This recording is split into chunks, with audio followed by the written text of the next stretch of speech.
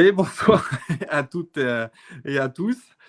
J'ai plus l'habitude, ça fait 2 semaines, j'ai pas fait d'émission, donc j'ai oublié d'enlever la bannière. J'espère que vous allez toutes bien et tous également. On est de retour. Alors attention, fine équipe ce soir. On n'est pas 4, on est 5. Euh, Salut Franck. Française, bonsoir. Salut Vincent. Salut Max, salut tout le monde. Salut Kylian. Bonsoir à tous. Alors attention, on a un invité spécial. Vincent, je te dis, même le duc du Luxembourg, c'est rien à côté. On a monsieur le président du fan club des Galich Youngs. Salut Joël. Salut tout le monde. Ah, ça va être mémorable, je le sens. Ah oui, je pense que cette émission va rester dans mémorable. Ça c'est clair. Donc voilà, émission spéciale. On est 5. Donc Joël nous fait un petit coucou. Il vient nous faire l'émission avec nous pour parler du match et également car il était également sur place. Donc il va pouvoir un peu nous raconter son week-end passé à Munich et aussi dans le stade. Au programme, donc débrief du match contre le Bayern de Munich, on parlera de Schlotterbeck, prolonge ou prolonge pas. On parlera également du prochain adversaire de Champions League avec le FC Copenhague. Et on finira, étant donné qu'on a Joël à nos côtés, la présentation du fan club des Galich Youngs, présenter un peu le projet qui est mis en place et vous dire un peu tout ce qui est possible, comment nous rejoindre, etc. Donc voilà, beau petit programme pour ça. Merci Franck. tu sais qu'on te voit, hein. Après je dis ça, je dis rien, mais... Franck, oublie pas, on est bénévole. Hein. Ouais. C'est marqué dans les statuts, hein, je te rappelle juste. Voilà. Bon, écoutez, on va commencer direct par le vif du sujet, par le match du Bayern. Joël, on va te laisser la parole dans un premier temps. Premier arrivé, premier servi. Ah bah oui. Nous raconter un peu comment s'est passé ton week-end et dans cette Arrogance Arena extraordinaire. Ah, magnifique. Alors, déjà, on a eu le droit à un trajet d'autoroute magnifique, une autoroute barrée pour aller à Munich. On est passé par des petits endroits bucoliques à 30 km/h dans les villages allemands. C'est génial, c'est le pied.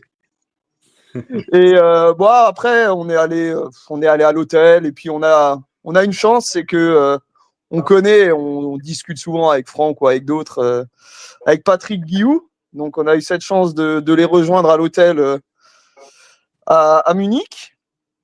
Donc ils nous ont accueillis. On a parlé de foot, de tout, de rien. Enfin, c'est vraiment des gens. On s'en fait toute une montagne et puis ils sont finalement comme nous. Ils aiment le foot et la vie. Et voilà, c'est des gens. Je tiens d'abord à leur dire merci parce que c'est assez formidable de vivre ça, de vivre notre passion avec eux, de la partager parce que on est privilégiés, faut le dire. Et donc on a même eu droit à un taxi privilège. Parce qu'à 85 balles la course pour 20 minutes, perso, je ne l'aimais pas. C'est clair. Heureusement que Beansport a sponsorisé, parce que sinon, 85 € de taxi, il y avait 20 minutes de notre hôtel à l'Arrogance Arena. Mais non, c'est hors de prix. C'est juste pas possible. Et donc voilà, on est allé avec eux, on a parlé foot, comme dit, on a parlé de tout, de rien. Après, on est allé devant ce stade.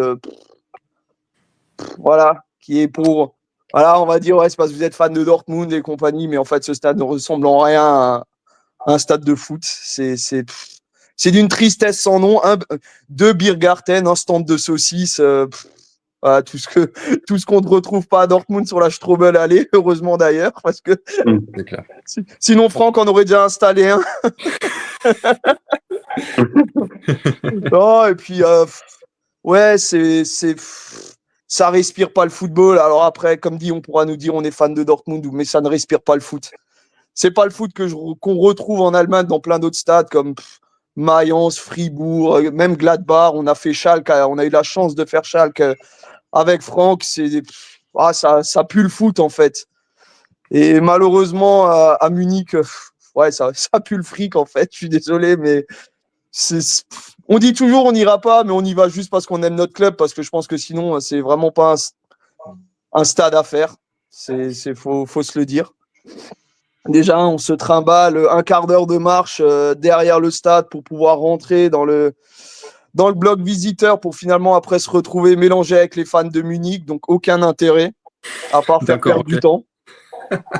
Ah non, mais c'est nul. En fait, tu sors du RER, tu prends à gauche, tu as un quart d'heure de marche pour te retrouver à l'entrée du bloc visiteur. Tu passes ton portique de sécurité, tu te fais fouiller comme si... voilà, comme a dit Jordan, t'es prêt pour ton toucher rectal. On l'a pas eu, mais on n'en était pas loin. Ouais. Et en fait, après, tu te retrouves finalement mélangé avec tous les supporters du Bayern. Alors, il faudra qu'on m'explique quel est l'intérêt de faire passer les gens ailleurs pour après te retrouver mélangé avec les autres. Intérêt zéro. Ouais, c'est clair. Après, on avait rendez-vous avec Julien, qu'on a raté et qui nous a pas vus non plus. Franck, je précise, il n'était pas sous. Ok. Je précise avant que j'ai vu ton regard. Non. Et donc après, ouais, on a rencontré Julien qui lui va à Copenhague mardi.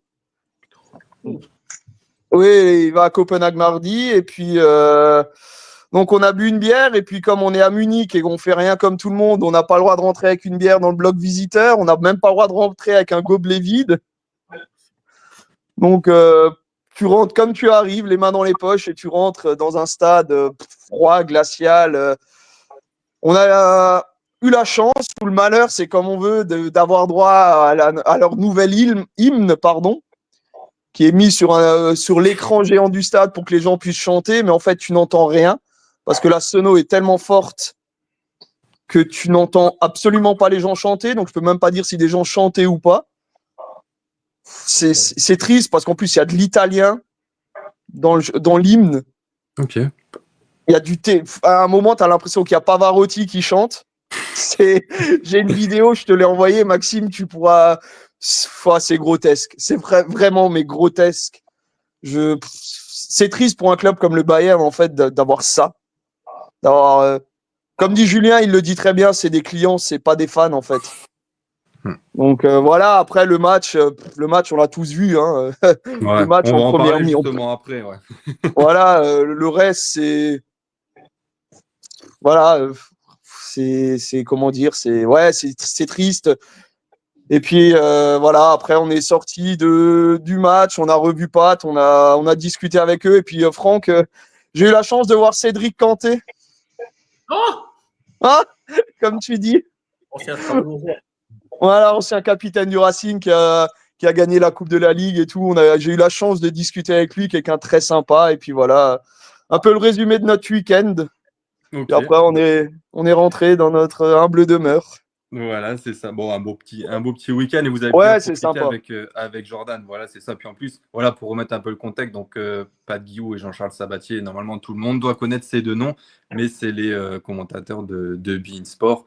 Et c'est vrai que toi, Franck et d'autres, vous êtes un peu en relation avec eux et c'est l'occasion de les voir quand ils sont sur place parce qu'ils ne sont pas tout le temps dans les stades. Des fois, ils sont dans les studios à Paris. Mais voilà, c'est toujours un plaisir de voir ce genre d'image et que c'est des humains, ils sont disponibles, on peut les approcher et partager un bon moment avec eux. Donc c'est ça aussi le foot et c'est ça qui est bien. Écoute, merci Joël pour ce petit récap. On va partir déjà dans un premier temps sur la compo d'équipe.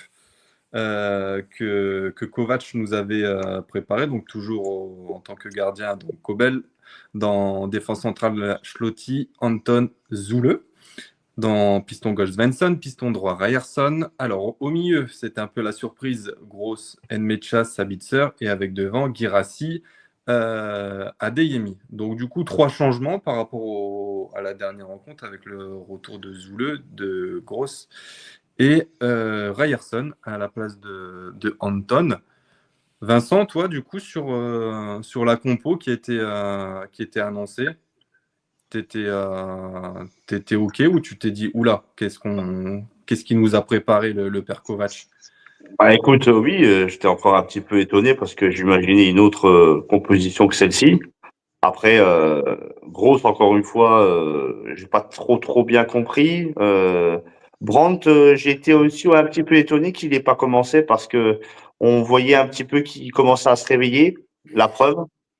Deuxième mi-temps, ils nous ont claqué un but, mais même si je ne suis plus très fan de le voir, on peut pas nier qu'il commence tout doucement à se réveiller. Donc j'imaginais qu'il allait peut-être au moins être titulaire, au moins commencer la rencontre.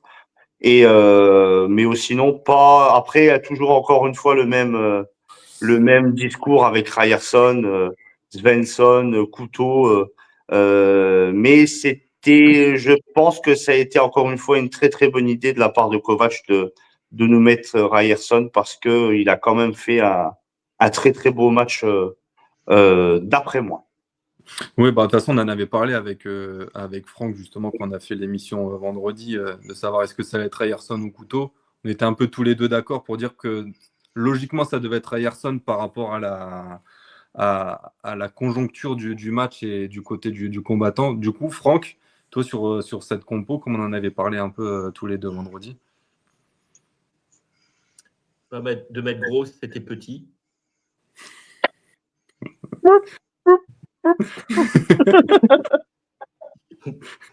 Après, j'ai pas compris pourquoi mettre Grosse, pourquoi mettre Zule. Alors, Zule, je peux peut-être comprendre parce qu'il s'est dit Ben Sebaini est revenu, je crois, un des derniers du déplacement.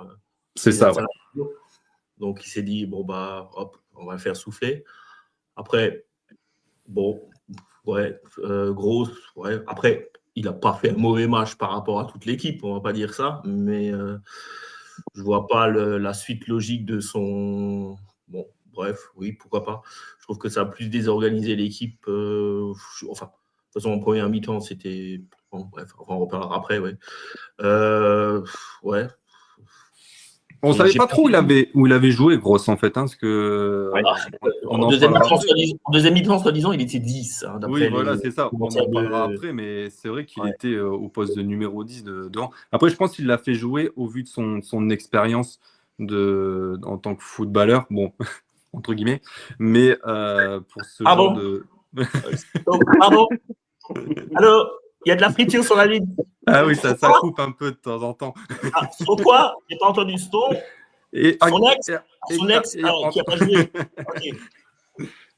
Mais non, mais en tant que de joueur, je veux dire, d'un certain âge, peut-être. Ah oui, moi aussi j'ai un certain âge. Hein. Franck aussi, tu as un certain âge. Hein. Ouais. Mais ouais. Je n'ai pas compris le choix et Grosse. Je suis désolé. Autant je peux comprendre Ryerson, on en avait parlé. Ouais. Mais quand j'ai lu la compo, que je vois Zule et Grosse, bon, alors, ok, ça s'explique pour Ben Sebaini, peut-être qu'il était, il a dû dire coach, je suis crevé. Bon, mais Grosse, j'ai pas compris parce qu'on a joué depuis des semaines avec, Sabitzer et Nmencha au milieu. Ouais. Donc là, on se prive de Bayer. Bon, pourquoi pas. Mais au vu de la première mi-temps, je pense que la compo, c'était pas la bonne. Ouais, c'est clair. Kylian, toi, du coup, vu que tu es un grand fan de Grosse. En fait, j'ai écouté ton émission vendredi avec ton fan du Bayern. Et effectivement, vous étiez plutôt raccord sur le fait que ce sera un 3-4-3, celui qu'on connaît tous, celui qu'on peut tous anticiper, quoi, avec les hommes de base de Kovac. J'étais d'accord avec ça. Et en fait, le samedi, je me suis dit, il va forcément tenter un truc, en fait. C'est obligé qu'il tente quelque chose. Parce que quand tu vas à l'Alliance comme ça, avec un Bayern qui est sans doute la meilleure équipe d'Europe là, en ce moment, tu vois, que toi, tu viens de galérer contre Leipzig, tu es obligé de tenter quelque chose, en fait, parce que tu peux pas prétendre que tu vas arriver et tu vas pouvoir dérouler ton foot face à cette équipe-là. Donc, j'ai cherché j'ai essayé un petit peu de prédire qu'est-ce qui nous réserverait, et je me suis dit, putain, pourquoi pas Couteau? Parce que qu'est-ce que ça veut dire quand tu mets Couteau et que tu mets pas Ryerson? Ça veut dire que dans l'esprit de Diaz et de Leimer, tu leur mets en gros l'idée que, putain, il y a un mec sur notre côté qui peut dépoter si on fait pas le travail défensif et tout. Attention, faut pas trop se projeter. chose qui n'existe pas avec Ryerson, qui est moins un contre-attaquant, qui est plus un défenseur. Je me suis dit ça. Je me suis dit peut-être qu'il va mettre Zule et pas Anton, parce que sur les phases défensives, sur les phases statiques, je trouve que Zule a plus d'assurance et de certitude qu'Anton, qui est mieux dans un jeu de relance, qui est mieux quand on a le ballon, dans un jeu de possession et de position. Je trouve Zule plus stable et c'était évident qu'à l'Alliance, on allait faire bloc bas, tu vois. Moi, c'était un petit peu mes deux interrogations. Je pensais pas du tout qu'on allait passer en 3-5-2, mais je me suis dit, putain, il va tenter le coup couteau pour essayer de déstabiliser le rapport Diaz-Leimer et il va sortir Anton. Et en fait, il passe en 3-5-2. Alors, le 3-5-2, il l'a tenté en fin de match aussi à Leipzig quand il fait rentrer Silva. Donc, on voit que c'est un peu son plan B, hein, le 3-5-2. Au final, sur le papier, je me dis que Schlotterbeck retrouve sa position préférentielle, demi-espace gauche. Anton récupère aussi sa position préférentielle, axe, Zule aussi, il y est intégré. Et tu mets Ryerson parce que, en fait, évidemment que le Bayern ne va pas avoir peur de Yann Couteau, je veux dire, ça y est, tu vois. Donc, j'ai aimé l'audace. Maintenant, la vérité, c'est que si tu veux solidifier ton milieu, parce que clairement, quand tu joues au 3-5-2, tu veux clôturer le centre, tu veux clôturer l'axe et laisser Svensson et Ryerson un peu à l'abattoir sur les deux côtés. Mais dans l'axe, il n'y a rien qui passe, quoi. Le problème, c'est qu'à part Mecha et Sabitzer, il n'y a personne qui a le cran de jouer les duels parce que Gross, mais les gars, Gross, mais on en parle d'un peu de Gross 2 secondes. Il met autant d'intensité là dans ce match que, je sais pas, comme Petric en met quand il fait un match pour l'UNICEF, quoi. Tu vois, il est à ce niveau-là, Pascal Gross aujourd'hui. Mais en fait, si tu mets pas Gross, tu mets Bellingham. Mais Bellingham, c'est pareil, il sort de terre, le gamin, tu vois. Donc, je vais devoir tellement biper cette émission, ça va être horrible. J'ai pas encore parlé de Guirassy. Mais bref. Non, mais Guirassy, j'en parlerai après. Mais moi, en tout cas, sur le principe de changer de système 3-5-2, on verrouille l'axe, on tente ce qu'on peut faire sur les côtés, j'aime bien. Le problème, c'est que t'as personne aujourd'hui comme troisième mec dans l'axe qui est à la hauteur de ce match et ça s'est vu, quoi. Ouais, écoute, c'est un peu d'accord sur la majorité de tes propos, Kylian. Après, il y avait la petite surprise du côté aussi du Bayern, de mettre un Harry Kane en position de 10 avec l'absence de Serge Gnabry. C'est vrai que c'était un peu la surprise parce qu'on le voyait en tant que neuf, et c'est Jackson qui y était. Donc, bon, même s'il n'a pas apporté... non, je n'ai pas bu. C'est la fatigue sur moi aussi. Mais Kane, excuse-moi Maxime, juste un truc sur Kane. J'ai regardé les positions moyennes de tous les joueurs de Dortmund et du Bayern sur les 90 minutes. La position moyenne de Kane, et c'est fou le match qu'il fait, on en reparlera, il est sous Pavlovic. Hein. Dans sa position moyenne de 90 minutes, il est sous Pavlovic. Et je trouve que ça dit tellement de choses sur le match qu'a fait ce garçon, quoi. C'est clair. Ouais, c'est bon, on va pouvoir en parler justement après. On va commencer directement avec la première mi-temps. On passe à la deuxième. On passe à la deuxième direct, ouais, ça sera plus simple. Joël, je vais commencer à donner la parole parce que c'est vrai, comme on disait, quand on est sur place, c'est un peu compliqué à analyser et à voir, même s'il n'y a rien à analyser. Mais voilà. On est d'accord que pour première mi-temps, c'était. Vas-y, je te laisse la parole. Première mi-temps, enfin, je ne sais même pas si le néant correspond à la première mi-temps du B4B. Enfin, il n'y avait rien, mais absolument, mais rien, aucun impact physique. On était en retard surtout sur les duels, les mecs. Combien de fois avec Jordan, on a vu, je crois déjà dès la 4e ou 5e minute, il y avait une action, enfin une scène. Tu avais Anton avec Sabitzer et tu te demandais si Sabitzer comprenait ce que voulait Anton. Et en fait, de ça a découlé toute la première mi-temps. Ils se sont parlé 36 fois entre eux, mais personne ne semblait comprendre ce que voulait l'autre. C'était lunaire. Et ce qui est encore plus lunaire, c'est de faire une deuxième mi-temps complètement différente, finalement, avec les 11 mêmes bonhommes. Avec que tu arrives à rentrer dans un match pareil où aussi, enfin voilà, tout le monde rêve de jouer un Dortmund Bayern, mais comment tu peux rentrer dans un match avec autant de rien. De rien, en fait. Après, on envoyait des parpaings sur Guirassy qui devait dévier pour qui, tu sais pas, il y avait... Enfin, la première mi-temps, elle est... même sur place, hein, c'était... on aurait regardé un dessin animé de Disney, c'était pareil. Hein, c'était rien, vraiment rien. Ouais, c'est clair que c'était. Bah, de toute façon, tu as un peu déjà tout dit. C'était vraiment le néant total. Il y avait strictement rien. Complètement inerte. Après, voilà, un Bayern, on le savait très bien que les 20 premières minutes, on allait souffrir et qu'il fallait tenir. Bon, dommage. Après, je trouve, tu vois, enfin, tu sais ce qui t'attend. Tu sais ce qui t'attend, mais en fait, tu fais. Limite, tu donnes encore le bâton pour te faire battre parce que 1-0 à la mi-temps, on est chanceux. Hein.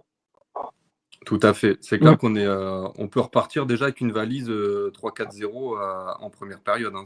Ah oui, moi j'avais juste l'espoir, mais infime, que tu sais, ces retours de phase internationale, ça peut être un peu compliqué de se remettre dedans. À nous, ça a été très compliqué, mais le Bayern a été la première mi-temps, mais ils ont déroulé un football champagne. Hein. Ouais, c'est clair que c'était du grand Bayern dans sa continuité depuis le début de saison. Vincent, toi, du coup, sur la première période, je sais que ça t'a bien gavé aussi. Oui. Bah, en fait, ce qui m'a déjà gavé, c'est le message que tu m'envoies en me disant. Comme les oies. Le message que tu m'envoies en me disant qu'il faut tenir 20 minutes. Alors, moi, je me suis fixé 20 minutes et 21e minute. But. Alors, j'ai pensé à toi. Je me suis dit, c'est incroyable ce qui se passe. Mais oui, je suis très, très déçu. Très, très déçu. Après, je parlerai peut-être de la deuxième mi-temps, de quelque chose voilà, de quelque chose bien en particulier, à moins que vous me devanciez. Mais ouais, il y avait pas grand-chose. Après, ce que je comprends pas, c'est qu'effectivement, pourquoi avec les mêmes bonhommes, on arrive à faire une deuxième mi-temps complètement différente et avec énormément d'intensité. Et d'ailleurs, pour être honnête avec vous, j'ai quand même été assez surpris. Mais en fait, non, il n'y a pas grand-chose à dire sur la première mi-temps. Mis à part qu'il faudra quand même qu'on m'explique comment on peut commencer une première mi-temps aussi merdique, et surtout avec un club comme le nôtre. C'est clair que c'était une catastrophe. Bon, quand on regarde un peu la moyenne, 70% de possession pour le Bayern, c'était quand même. C'est vrai que c'était une attaque défense, quoi. Il y avait rien d'autre. Monsieur Jacques Chirac, est-ce que vous voulez rajouter quelque chose sur cette première période? Alors, la première mi-temps. Ben voilà. C'est tout. Ouais. Ah. Non, bon, alors, ouais, je comprends pas. On va à Munich, je veux dire, on est invaincu. Mais putain, mais merde, on monte nos couilles ou quoi, je veux dire, franchement, c'est chaque fois, c'est vraiment, à part il y a 2 ans où on fait un match encore, parce qu'il y a le Bayern qui n'avait pas envie, mais là, on a envie de quelque chose ou quoi? Bon, après, Kovac a dit que c'est sa faute, je veux dire, je veux bien, mais quand même, non, franchement, jouer aussi, je veux dire, pauvrement, je veux dire, pas un tir, rien du tout, quoi, je veux dire, quoi. C'était catastrophique. Zéro tir cadré. Bah, si on tire pas cadré, c'est sûr. Quoi, c'est ça. Mais c'était catastrophique. On n'est pas allé dans l'engagement. Il n'y avait rien, pas de tacle, rien de rageur, quoi, je veux dire. En deuxième mi-temps, c'était autre chose. Mais en première mi-temps, catastrophique. On en parle du jeu de pied de Kobel. Ouais. C'était catastrophique, les 15 premières minutes. Mais donner tout de suite le but au Bayern, franchement, je ne comprends pas comment les relances de Kobel. Ne me dites pas qu'on l'a pris à la place de Burki pour ses relances au pied. Non, vous me prenez pour un con, quoi. J'ai encore souvenir de cette passe où il fait à Anton et que ça part au poteau de corner. Et j'ai dit, mais qu'est-ce que c'est que ça? Mais dégage-moi ça devant si tu sais pas quoi faire avec le ballon. C'est vrai que c'était vraiment catastrophique. On a de la chance que niveau sur sa ligne et avec ses mains, il est bon. Mais avec ses pieds. Oui, il nous sauve quand même en première mi-temps. Il n'y a pas à dire, quoi. Mais son jeu au pied, qu'est-ce qu'il fait à l'entraînement avec ses pieds? Je sais pas, il se les sent, il se les met dans les narines ou quoi? Il fait ses lacets. Non, mais C'était oh là là là là. Et je comprends pas le plan de jeu qu'on a mis en place en première mi-temps. Enfin, s'il y en avait Mais c'est normal, il n'y en avait pas. Ouais, je sais pas ce que Kovac leur a dit tactiquement de faire parce qu'ils n'ont rien fait. Alors, il faut qu'avec cette même équipe, en deuxième mi-temps, on fait autre chose. On peut pas faire tout de suite ça. C'est pas possible. Depuis des années, le BFOB, c'est Joël et moi, on se demande quelle est la bonne et quelle est la moins belle mi-temps parce qu'il y en a toujours une qui est bonne, une qui est pas bonne. Quoi, je veux dire. Bah, là, on a vu, hein, je veux dire, samedi, on a vu que la première, c'était abyssal, quoi. Mais abyssal, quoi, je veux dire. Quand on veut jouer, si on veut jouer quelque chose, proposer ça, c'est honteux. Alors qu'on ne dise pas qu'on veut jouer quelque chose. Tu peux pas faire un match de ce niveau-là en faisant une mi-temps. Ouais, c'est ça. Merde. Prends la déclaration de Schlotterbeck qui dit que sur la deuxième mi-temps, on peut faire des grandes choses. Ouais, mais si tu fais une mi-temps sur deux, c'est génial. Ah bah oui, super. Un match, c'est 90 minutes. Hein. Ouais, c'est pas ça. C'est sur une saison qu'il faut jouer comme ça. C'est sur une saison qu'il faut jouer toutes les deuxièmes mi-temps. Pas sur des matchs là. Il faut arrêter de se voiler la face maintenant. Où on veut devenir vraiment un grand club, on l'est, je pense, mais pas qu'on choisit. J'ai l'impression, il y a quelques années, on choisit nos matchs, on choisit nos mi-temps. Mais non, maintenant, il faut jouer à une intensité, 90 minutes. On a un effectif qui est, je veux dire, comme Pat le disait en commentaire, sur le banc, on avait un effectif. Le Bayern, ils n'avaient rien. Ils n'avaient rien. Rien. Ils avaient 3 joueurs, je veux dire, pros, qui ont de l'expérience. Ils n'ont rien. Nous, on a des possibilités de pouvoir faire quelque chose. Non, les mecs, allez-y, de la première minute. Il faut y aller, il faut leur rentrer dedans, quoi. Mais là, non, on regarde. Ouais, c'est clair que c'était une catastrophe. Du coup, Franck, avant de donner la parole à Kylian, sur le but de Kane sur le corner, c'est vrai que ça a fait un peu réagir. On parle d'une petite poussette, mais c'est vrai que j'ai re-regardé la vidéo. C'est vrai qu'il y a cette petite poussette, mais c'est pas non plus flagrant. Non, ça vaut pas le coup d'en faire un. Alors, Mathéus s'est exprimé. De toute façon, maintenant il est anti-Bayern parce qu'il n'est pas intégré dans la chambre du Bayern, on va dire. Hein, il n'a rien à voir. Donc, il va tout commenter. L'arbitre n'a pas été bon, mais il n'a pas pesé sur le match. Il n'a pas pesé sur le match. Mais c'est vrai il a sifflé petit, quoi. On avait gros sur le terrain et lui, il sifflait petit. Il a un petit sifflet. Franchement, moi, en tant qu'arbitre, le but de Kane, je l'accorde aussi, quoi. Parce que, dites-vous que si c'est de l'autre côté, on nous le refuse, on va crier scandale. Oui. Après, c'est un fait de jeu, je veux dire, c'est comme ça. Kane est plus malin que les défenseurs, les nôtres. Et ben voilà, soyons plus malins qu'eux, quoi. Je veux dire, je suis désolé, quoi. C'est clair, ouais, c'était pour. Parce que c'est vrai que ça fait un peu débat durant la journée avec des pour et des contre. Mais moi, je suis d'accord avec toi, je trouve que c'était pas flagrant et c'était pas. Par contre, pour revenir à l'arbitre, je l'ai trouvé quand même très très moyen et il savait dégainer la biscotte jaune pour nous. Par contre, pour le Bayern, apparemment, il était plus dur à des côtés de sa poche. Mais ouais, quand on voit déjà, c'est Ryerson, je crois qu'il se prend le carton rapidement au début du match. Ben Sebaini, pareil, il se prend un carton rapidement. Mais surtout que sur Ryerson, du stade, c'est que Ryerson ne comprend pas. Ryerson pensait que l'arbitre avait sifflé main de lui. Et en fait, non, puisque l'arbitre a touché le ballon. Mais zéro psychologie d'aller de lui expliquer. Faire non, c'est moi qui l'ai touché, voilà, j'ai vu, t'as pas fait main. Ah non, biscotte, jaune direct. Il n'y avait aucune psychologie. Il y a ce côté aussi que je crois qu'il fait ça de la tête, de dire qu'il est complètement fou. Et je pense que c'est sur ça qu'il prend le carton. Ouais, il fait ça, c'est un signataire, voilà. Bon, il n'avait pas vraiment tort. Oui, mais bon, Ryerson devrait se calmer aussi par moment. Je veux dire, il est sanguin, hein. Ouais, il est sanguin. Mais après, c'est vrai que Dunkirk a eu la biscotte facile de notre côté et a tout de suite réagi dès qu'il y avait. Parce que la faute de Ben Sebaini en deuxième mi-temps, au début, quand tu regardes le ralenti, ok, d'accord, mais bon. Mais il s'est marché sur le pied juste avant en plus, et bien dessus, et il siffle rien. Je crois qu'il laisse l'avantage. Mais dans Oui. ce cas-là, si tu mets jaune à Ben Sebaini, tu reviens avant et tu mets un jaune aussi au gars du Bayern, hein, ça, c'est clair. Kylian, du coup, pour clôturer cette première période. En fait, juste pour parler de l'arbitre, moi, je l'ai pas trouvé mauvais, en fait, l'arbitre. Je suis pas trop d'accord.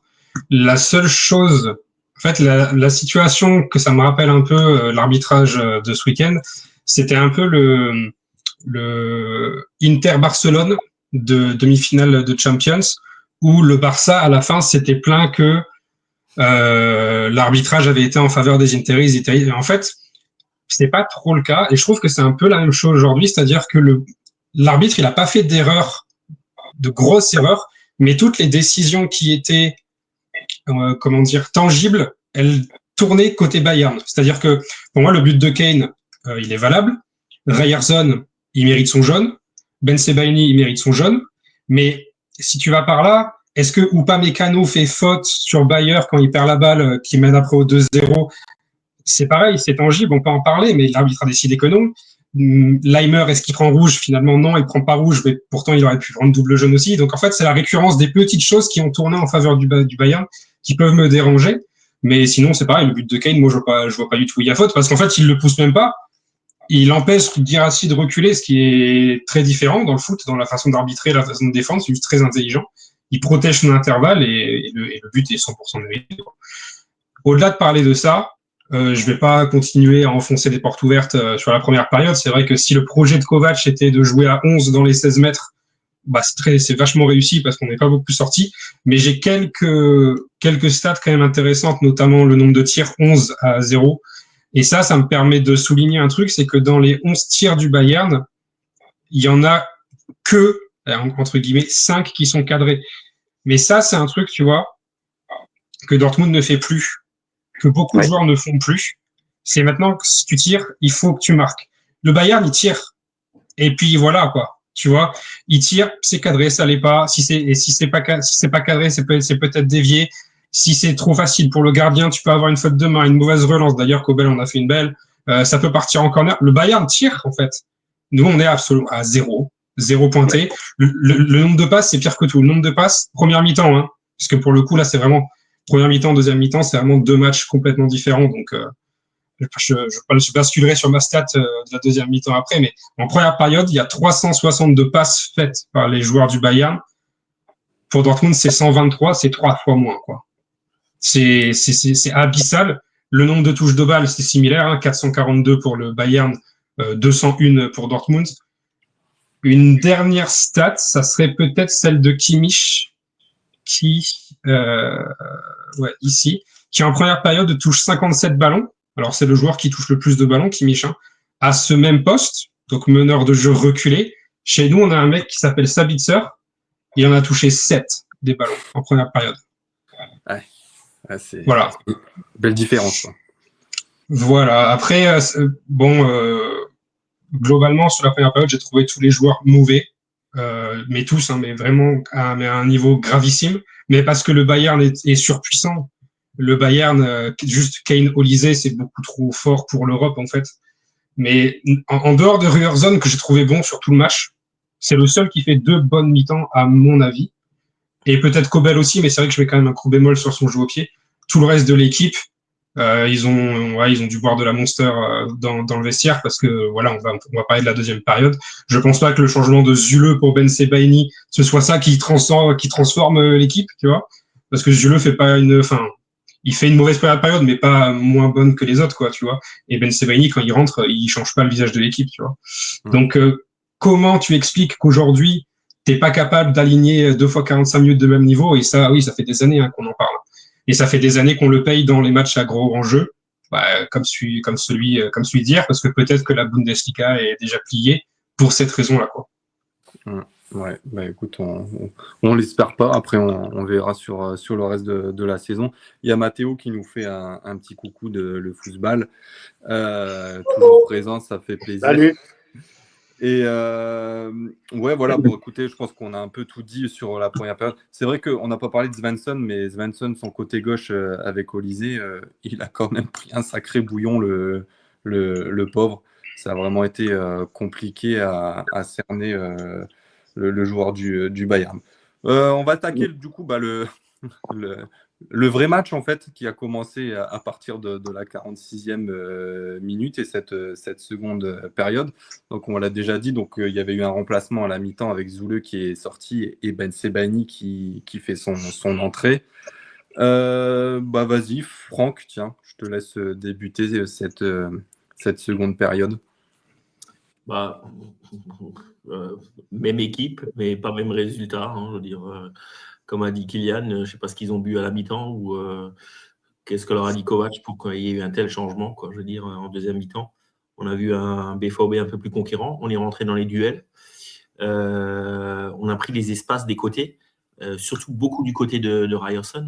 On a fait pas mal de centres. D'ailleurs, je crois que le but de Brandt vient de Ryerson et de son côté. Et c'est pour ça que je ne m'explique pas pourquoi on n'arrive pas à faire première mi-temps comme la deuxième, quoi, je veux dire. Après, les changements, oui. Comme dit, oui, Zula n'a pas fait une première mauvaise mi-temps parce que tout le monde était mauvais. Il n'a pas fait d'erreur, donc je ne pense pas que Ben Sebaini a fait un plus. Après, peut-être c'est les automatismes derrière qui ont fait que. Moi, j'ai bien aimé l'entrée de Silva. J'espère qu'il arrivera à avoir un peu plus de fond. Parce que Guirassy est quand même dans une légère crise, quoi. Je veux dire. Parce qu'il a très peu de ballons, certes, mais quand il en a, c'est pas ça. Je dirais. Là, je pense que il y aura une alternative à un moment à prendre, une fois, peut-être pour voir aussi. On peut jouer sans Guirassy, j'en suis sûr. Sinon, l'effort a été bon, quoi. Je veux dire, trouvé par rapport à la première mi-temps, je veux dire. Après, à noter quand même le match de nouveau fantomatique de Monsieur Sabitzer. Il s'est de nouveau caché, quoi, cette fois-ci, quoi. Je veux dire. Là, je peux dire, et là, je crois qu'il n'y a pas photo, ça a été le plus mauvais. Mais parce qu'on ne l'a pas vu du tout. Je veux dire. Même en deuxième mi-temps. Bon, il a été changé assez rapidement quand même, je veux dire. Mais après, c'était mieux. Mencha a plus percuté vers l'avant. Je veux dire, c'était. Bon, ADMI n'a pas pu faire ce qu'il fait d'habitude, je veux dire. Bon, après, il était un peu plus moins de son côté, plus dans l'axe aussi, quoi. Mais moi, j'ai trouvé la deuxième mi-temps vraiment intéressante. Je veux dire, comme quoi on peut rivaliser contre le Bayern. On n'a pas à rougir, je veux dire, franchement. Et on aurait pu faire mieux, quoi. Je veux dire, peut-être on ne peut pas rivaliser sur toute une saison. Et encore, je me demande, parce qu'avec l'effectif du Bayern, on va il falloir poser un blessé dans l'axe central. Je ne suis pas sûr comment ça va se passer, quoi. Je veux dire, leur effectif est très réduit. Jouer 3 compétitions comme ça, sur la longueur, je leur souhaite du plaisir. Et comme dit, ils sont stratosphériques maintenant, mais ce n'est pas maintenant que ça va compter. Ça va être au mois de mars et avril. L'année dernière, le PSG n'était pas stratosphérique au début de saison. Ils l'ont été après. Donc, à eux de voir comment. Mais bon, ce n'est pas notre problème. À nous, peut-être d'être bons au mois de mars et au mois d'avril, quoi. Mais en tout cas, moi, j'ai trouvé la deuxième mi-temps à l'image, on va dire, du tacle de Schlotterbeck. Un tacle humelsien. Ouais. Et quand tu es devant la télé, tu vois ça. Là, tu as envie, tu as la niaque, quoi, je veux dire. Et ça, c'est ça le Borussia Dortmund, quoi, je veux dire. Alors, messieurs, la deuxième mi-temps, et ça, c'est à reproduire. Et tout de suite mardi contre Copenhague. Et après, il y a derby, quoi. Ouais, c'est clair. C'est vrai que ce tacle a fait lever un peu tout le monde, je pense, parce que c'était vraiment magnifique à voir. Du coup, toi, Joël, présent sur place cette seconde période, et c'est vrai qu'on vous a entendu beaucoup durant tout le match, mais en seconde période, un cran encore au-dessus. On sait très bien que, comme Julien disait, les momies étaient dans le stade.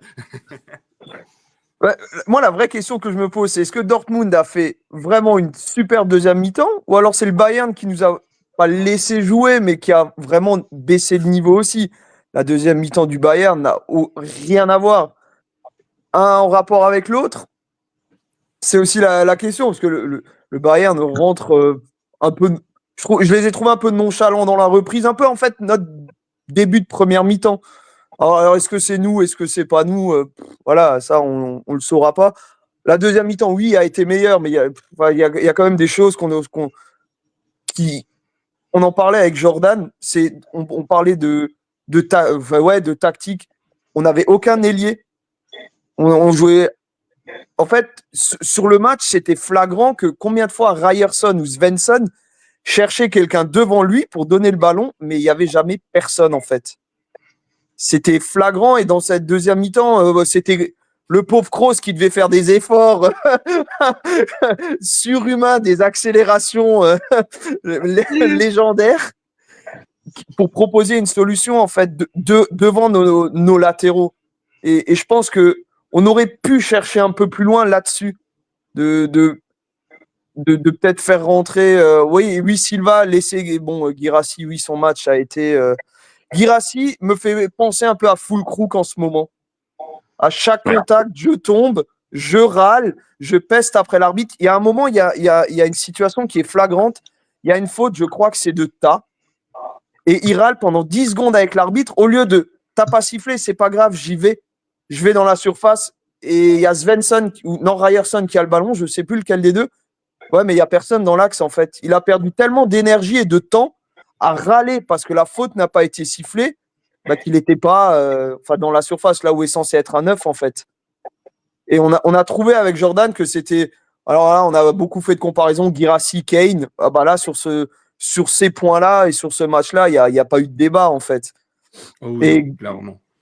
Et je pense que ça, ouais, il ressemble pour moi, je l'ai dit à Papa, j'ai dit en ce moment, j'ai l'impression de voir Füllkrug en tant que neuf. Dans ses mauvais choix, dans ses mauvais jours, en fait, à râler, à tomber, à pester. Non, joue, en fait. Joue. C'est ce qu'on lui demande, et c'est vrai qu'on en a fait beaucoup sur ce duel entre Kane et Guirassy. Là, je suis désolé, quand tu fais la comparaison, Kane, il a mangé tout cru de la tête tout le corps entier, quoi. Il y a même pas de débat. Tu peux même pas. Il y avait pas de débat, et je pense que même tactiquement, le 4-2-3-1, on a vu ce que c'est d'avoir deux vrais ailiers. Maintenant, voilà, du niveau à Luis Diaz et Olysée, bien sûr, on n'a pas, je pense pas qu'on ait des joueurs avec leur qualité. Mais en fait, je trouvais que ADMI, le pauvre, en fait, il devait tourner autour de Guirassy, mais il devait être partout. Il s'épuisait à être à droite, à gauche, à faire du pressing. Je trouvais qu'il a manqué, de deux vrais ailiers pour être devant, en fait, Svensson. Et j'avais eu une idée un peu folle à Jordan. Je disais, pourquoi on n'a pas mis Couto ailier droit? Parce que tu sais, Couto, son point faible, c'est défensivement. Et pour bloquer un Diaz ou d'avoir deux défensifs, en fait, parce que Couto, offensivement, est très bon. Mais pourquoi on n'a pas tenté quelque chose, en fait? Ouais, d'accord. C'était moi l'idée que j'en avais, de se dire, tiens, on va les bloquer, parce qu'on savait très bien que c'était le danger. Parce que je pense que si tu arrives et que tu vois la compo avec Ryerson, Couto, tu te fais merde. Tu plombes un peu, en fait, le Bayern. Pas un peu, hein, très légèrement aussi, faut pas non plus exagérer. Mais je pense que tu contraries un peu les plans, et en mettant tes deux latéraux, comme on a déjà fait, ou comme ça se voit, de mettre deux défenseurs sur un offensif qui est très bon. Hein. Ouais, carrément. Puis en plus, surtout, Couto est brésilien, et Diaz est, alors je sais plus quelle nationalité. Colombien. Ouais, voilà. Donc ça aurait pu aider. On t'entend pas, Franck, t'as coupé le micro. Ah, tu parlais pas, pardon. Ok, écoute, merci Joël. Je vais laisser la parole à Vincent, et après, comme ça, on finira avec Kylian et ses petites stats sur la seconde période. Vincent, du coup, sur la seconde période, ton côté? Écoute, la deuxième mi-temps, c'est là où j'ai commencé aussi à me réveiller parce que je voyais un Borussia Dortmund qui était beaucoup plus convaincant avec un peu plus d'intensité, et puis ça m'a fait énormément plaisir à voir. Je me suis même dit que si on pouvait faire tous ces matchs comme ça, il y a quelque chose à faire cette saison. Bon, peut-être que c'est éventuellement trop tard, mais la saison n'est pas finie, d'accord? Faut se le mettre dans la tête. La saison n'est pas finie. Il peut se passer plein de choses.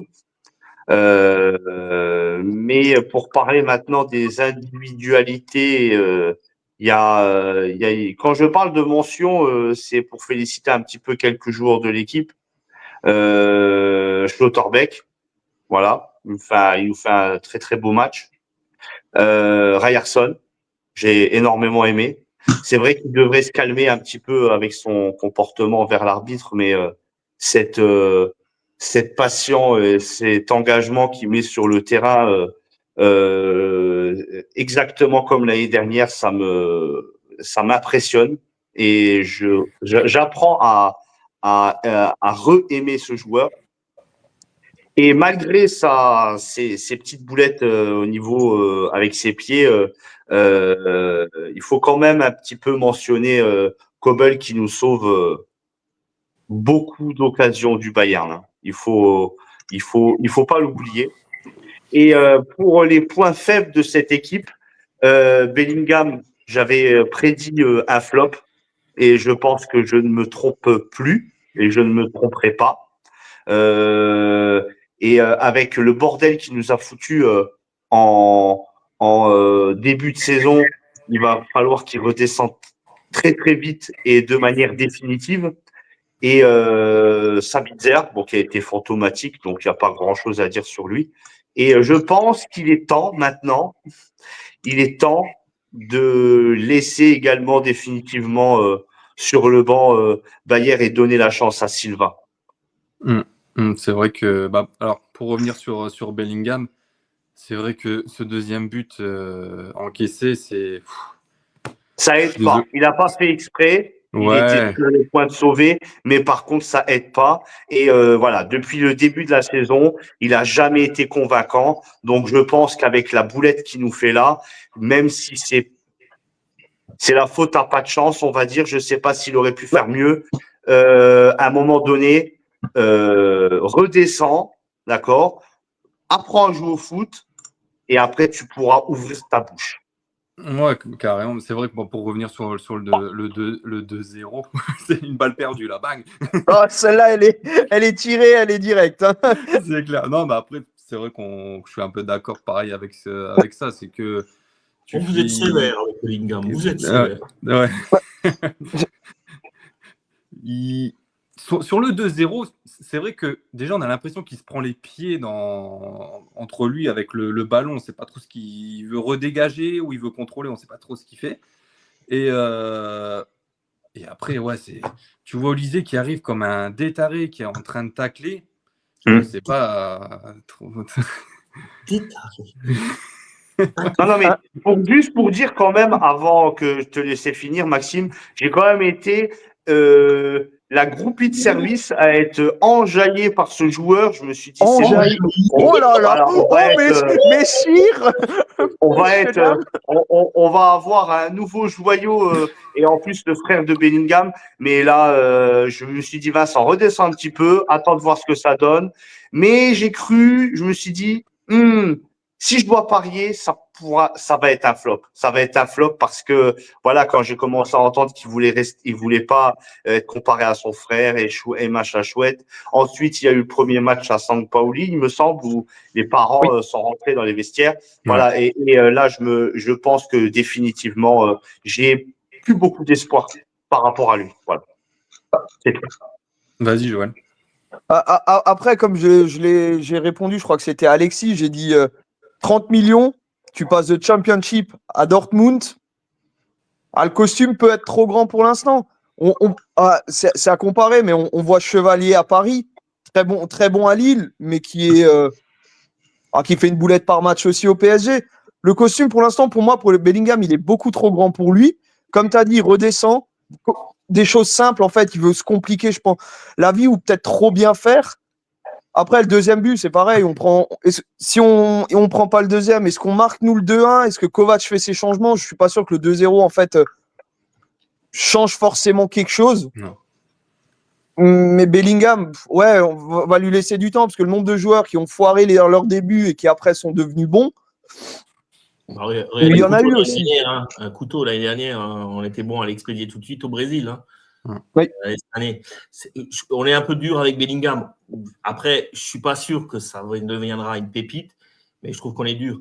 S'il n'arrête pas le ballon, il y a un joueur du Bayern derrière qui le reprend, qui le met. Alors, hein. Bon. Oui, on est dur avec lui, mais n'oublie pas quand même, Franck, qu'il a été dur avec nous, hein, avec ses parents, hein, quand même, début de saison. Hein. Donc, je pense qu'il mérite quand même un petit retour de la médaille. Je pense que c'est pas lui. Hein. Après, il gère pas ses parents. Hein. Je veux dire, je crois que ses parents Oui. peuvent se gérer tout seuls, quoi. Hein, je veux dire, mais après, moi là-dessus, il est là depuis peu. Je veux dire, je vais prendre des pincettes. Je suis pas fan de ce gars-là. Je n'aurais pas été pour le transférer. Alors, laissons-lui du temps. On verra. Hein. Je veux dire, c'est trop facile peut-être de tirer sur une ambulance comme Bellingham actuellement, quoi, je pense. Ouais, c'est clair. Ouais, d'accord. Faudra voir l'avenir. C'est ça. Kylian, du coup, pour clôturer la seconde période et les stats à sortir. Pour Bellingham, la seule chose que je lui reproche, c'est qu'à aucun moment, il cherche à prendre une quelconque information, droite, gauche, devant, derrière, à droite. Il sait pas, en fait. Il sait où il est. Il sait à peu près où est le ballon. Il sait pas tout le reste, il n'a pas jamais cherché à comprendre. Au lycée, il a 3 mètres du ballon, déjà il se jette, tu vois. Dans la détermination, il y a tellement un monde d'écart. Et ça me permet, en fait, de faire une stat, alors, globale sur le match entier, sur les duels. On va commencer par quoi? Par le positif allez, par le positif. Parce que tout en haut du nombre de duels joués, il y a Julian Ryerson, qui est le joueur qui a le plus joué de duels du match. Il en a joué 15. Alors, il en a gagné 10 ou 11, je sais plus, mais en fait, c'est pas tant combien il en a gagné qui va nous intéresser. Là, c'est surtout combien chaque joueur en a joué. Parce que Ryerson, typiquement, et Joël a complètement raison, quand tu joues en 3-5-2, tes pistons, ils sont laissés à l'abandon sur les côtés. C'est un système qu'il faut vraiment maîtriser. Ça prend des mois, parfois des années. Il faut avoir aussi les bons profils, tu vois. Ryerson, pour moi, hein, il a complètement éteint Diaz et Leimer, à lui tout seul. Hein, parce que Diaz et Leimer ne font pas un bon match, tous les deux. Et c'est en grande partie parce que Ryerson, c'est infernal de jouer contre ce mec, en fait. Le gars, il doit être horrible à avoir en face à face. Même Diaz, il allait plus au duel. Il revenait en arrière, il revenait dans le centre. Il tentait des centres avant que Ryerson arrive. Leimer est très peu monté, en fait. Donc, moi, je mettrais quand même un bon, au moins 7, franchement, à Ryerson, parce qu'en plus, il y a son assist. Et je trouve, et moi le premier, que je suis le premier à dire que Couto est un bon attaquant, Ryerson un bon défenseur, en caricaturant un minimum. Mais en fait, Ryerson, son jeu offensif, je crois qu'on a tendance un peu à le sous-évaluer parce que il tire les coups de pied arrêtés, c'est pas pour rien. Ses centres, il trouve quelqu'un. Il est souvent dans des poches d'espace libre. Je suis de plus en plus convaincu qu'en fait, il y a une hiérarchie qui se met en place entre Couto et Ryerson. Donc bon, voilà, je voulais juste parler de ce garçon-là. Juste en dessous, il y a Anton, et puis après, il y a une tripotée de joueurs du Bayern. Et puis tout en bas, hop, tout en bas de la liste là, c'est-à-dire juste devant Kobel. Au niveau de nombre de duels joués, il y a Sabitzer. Il en a joué deux duels en 73 minutes. Alors que t'es milieu central contre le Bayern, tu joues 2 duels, en plus tu les perds. Ça revient un peu au fait que effectivement, on l'a pas vu du match, mais par exemple, tu vois, Silva, il a joué 2 duels aussi, quoi. Sauf que lui, il est rentré à la fin, quoi. Un mec comme Gross, il en a joué que 5. C'est pareil, de toute façon, on le sait, hein, c'est pas une surprise. C'est des garçons qui, pour qu'ils soient bons dans leur match, il faut qu'ils aient la balle déjà dans les pieds parce qu'il n'y en a aucun des deux qui sait courir. Il faut qu'ils aient environ 4-5 mètres d'espace, tu vois, parce qu'ils ne savent pas résister à la pression. Deuxième balle. Non, mais j'adore parce que c'est tellement vrai, ils savent pas courir. C'est tellement vrai. Mais Gross, ça fait de la peine. Hein. Franchement, de le voir courir, ça fait de la peine, quoi. Tu sais que lui, pour qu'il ait la balle, il faut que vraiment tu lui mettes dans les yep et qu'il ait bien 2-3 secondes pour se retourner et puis pour analyser un petit peu, tu vois. Mais c'est tellement le monde à l'envers comme Pavlovic, tu vois, par exemple. Adeyemi, il avait un rôle un peu difficile. Il fait un très mauvais match, mais franchement, il n'avait pas un rôle simple parce que à vouloir être partout, en fait, il a été nulle part. Il a joué pareil que 5 duels aussi, mais du coup, il a été relativement transparent, pas en réussite, tout ça. Et je voulais juste terminer sur, et c'est là où tu peux me couper le micro quand tu veux, la comparaison Guirassy-Kane, parce que alors, et honnêtement, je vous en ai pas parlé, mais j'ai reçu quelques messages. Parce que Guirassy, je le dis ce soir, il est temps que les masques tombent sur ce garçon. Guirassy. Toute la Guinée sur le dos, attention. C'est un avis c'est même pas mon avis, c'est un avis mathématique. Donc écoute, les maths, a priori, c'est pour tout le monde pareil. C'est mathématique. Voilà.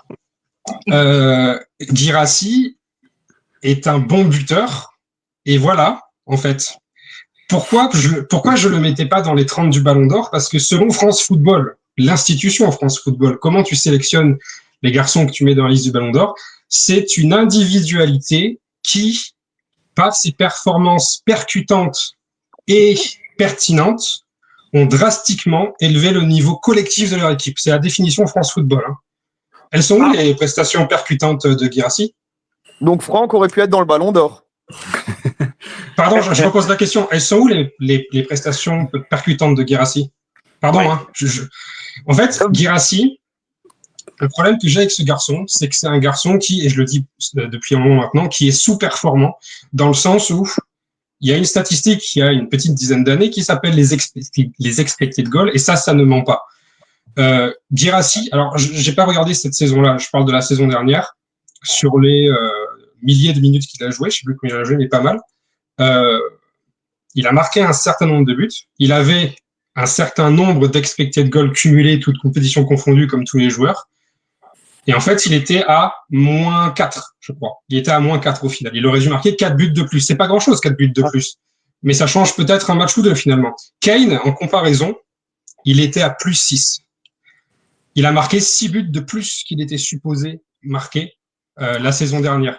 Pour moi, là-dessus, en fait, tu vois que Guirassy, il met des buts assurés, en fait. Il s'aligne, comme, tu vois, la stat pour les pénaltys. Désolé, on reparle du penalty. Un penalty, pour n'importe quel joueur, quand tu poses le ballon sur le point de penalty, c'est 0,79 d'expected goals. Et on a vu que la réussite de Serhou Guirassy, c'était 0,82. Il est constamment aligné avec ce qu'il est supposé faire. C'est pour ça que c'est un bon buteur. C'est pour ça que c'est pas un mauvais joueur. C'est pour ça que c'est évidemment le joueur de la saison dernière. Il n'y a pas de débat là-dessus. Mais est-ce que c'est un joueur qui, par ses performances percutantes, va augmenter le niveau de l'équipe? Moi, je crois pas. Je crois que c'est l'inverse. Je crois que c'est les performances de l'équipe qui vont faire en sorte que Guirassy prenne la lumière. Et c'est ce qui s'est passé la saison dernière. C'est ce qui s'est passé aussi un petit peu en début de saison. Mais moi, je suis pas d'accord avec Kovac quand il dit que Guirassy, c'est l'assurance vitale du club. Pas du tout. Il a une très bonne science du placement. Ça, on peut pas l'enlever. Il sait où se placer.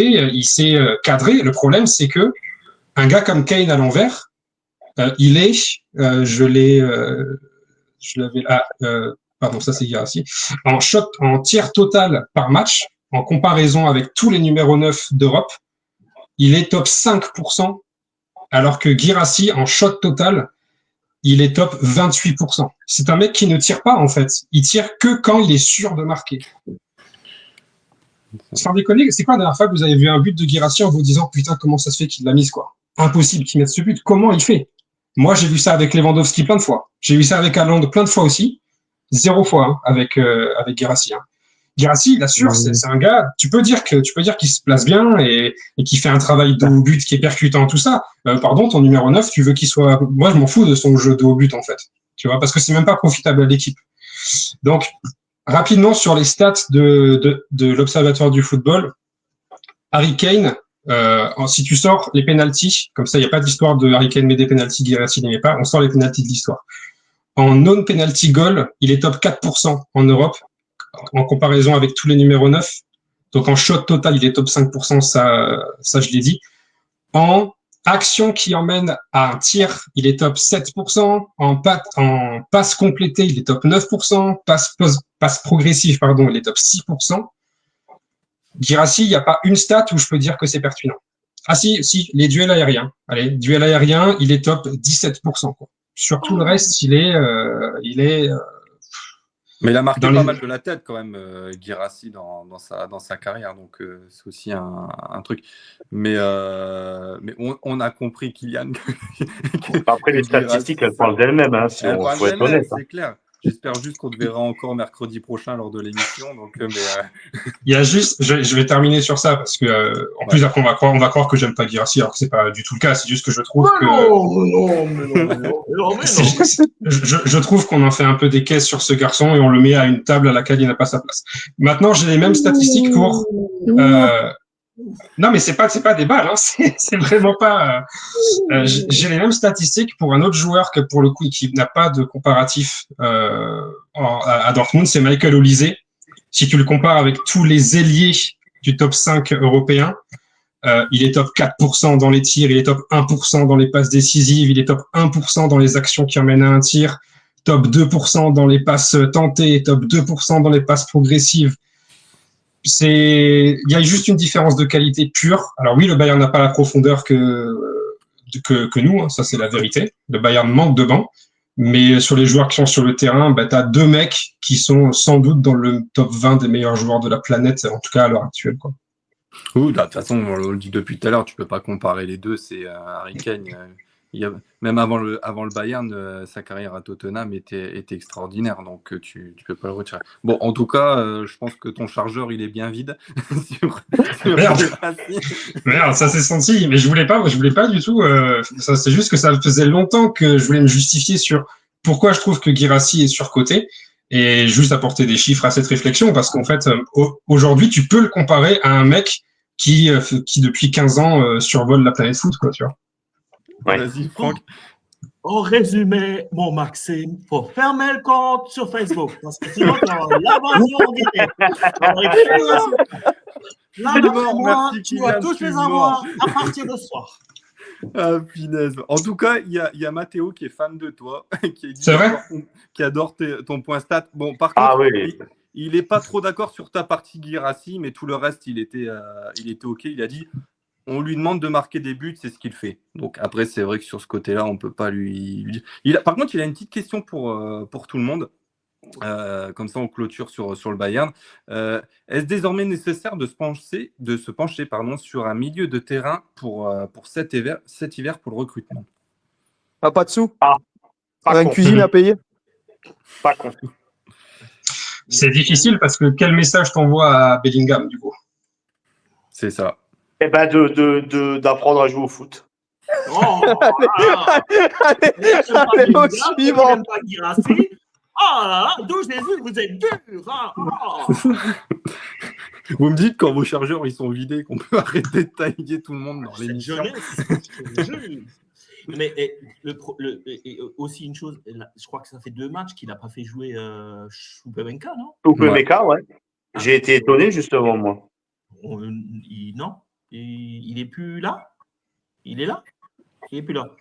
Non, mais il y a une vraie question sur son état physique. Hein. Et il y a une vraie question sur son état physique et sur est-ce qu'il y a des matchs que ce garçon ne peut pas jouer, en fait. Dès qu'il y a un peu d'intensité, le gars n'a pas le droit de jouer au foot, quoi. Je sais pas. Il est en mi-temps thérapeutique, quoi. Exactement, oui, c'est ça, tout à fait. Ouais. Il est en mi-temps thérapeutique. Il faut élaborer l'intensité du match à l'avance et oui ou non il joue, quoi. Je suis pas trop d'accord avec cette analyse-là, quoi. Ça me fait un peu peur. Le vendredi, on écrit à la CPM pour savoir s'il a le droit de jouer, quoi. C'est ça. C'est ça. Okay. On lui fera un certificat comme quoi il a le droit de jouer une paire de minutes, pas plus. Le petit Choupo-Moting ne peut pas jouer parce que tonton Kovac a dit non. Voilà. Allez. Aïe, c'est Jacques Chirac. Bon, je pense qu'on a fait le tour sur la rencontre. Hein. On a quand même pas mal parlé. Il y a un truc qu'on a oublié. Vas-y. C'est l'action d'Adémy sur son crochet, sa glissade. Ah ouais, ça. Ouais. Mais on l'a déjà tous vu au fond. C'est à ce moment-là que tu vois aussi que Guirassy, il a un peu un manque de confiance et tout, parce que je pense que tu le mets à 1 an derrière, il la tente, la frappe, et il ne fait pas la passe à Adémy. Ouais. Mais sa passe est magnifique, hein, c'est pas un reproche, attention, mais c'est vrai qu'Adémy derrière, il fait le crochet et qui se vautre. Il a une occasion en or, et on l'a dit avec Franck vendredi, on n'aura pas 50 occasions. Non. Et les moindres occasions, il faudra les mettre. C'est vrai qu'on n'en a pas parlé, mais au retour de vestiaire, il y a la tête de Nmecha aussi sur corner. Oui. Où, pareil, c'est une offrande. Je suis désolé, ça, c'est des offrandes que contre le Bayern, tu es obligé de les mettre. Regarde, il a mise. Hein. Mais C'est regarde la sur même, la tête de Nmencha. T'as Guirassy au deuxième poteau, mais il tend même pas la jambe pour essayer de toucher le ballon. Hein. Non. Il la regarde. Bah, ouais, mais fais un truc en fait. C'est vrai qu'il y a la tête de Nmecha qui doit aller au fond parce qu'il est exactement dans la même position que Kane. Il la croise pas assez, il la croise trop. La glissade d'Adeyemi, c'est terrible. Et pardon, mais Guirassy, il rate un but tout fait aussi. Hein. On n'en parle pas, hein, mais leur centre de Svensson en retrait, Guirassy, pied gauche, il l'envoie dans la lune. Ah hein. oui. Il est tout seul. Hein. Il est tout seul dans la surface, tu vois. Oui, c'est vrai. C'est vrai que il y avait des occasions, hein, c'est ça qui est dommage en seconde période pour faire mieux. Mais bon, bah, écoutez, le résultat, on le connaît 2-1. Donc, du coup, première défaite de la saison et aussi depuis le mois de mars, si on compte pas la Coupe du Monde des clubs, bien sûr. Donc voilà. Bon, je vais pas montrer le classement ni les résultats parce qu'on va accélérer un peu, sinon on va se retrouver avec une émission de 3 heures. Mais voilà, donc du coup, Dortmund descend à la 4e place au vu des résultats. Donc voilà, la rencontre contre Köln sera primordiale de retrouver les 3 points. Mais bon, avant ça, il y a un match contre Copenhague. Avant de parler du match qui nous attend mardi, je voulais juste avoir votre avis un peu sur Schlotterbeck.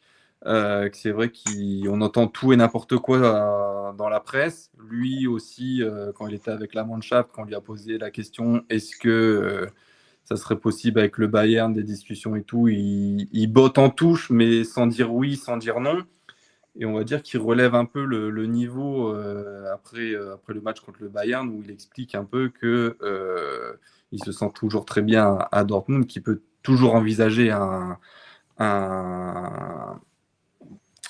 avenir au club et de parler avec Sébastien Kell sur des plans futurs.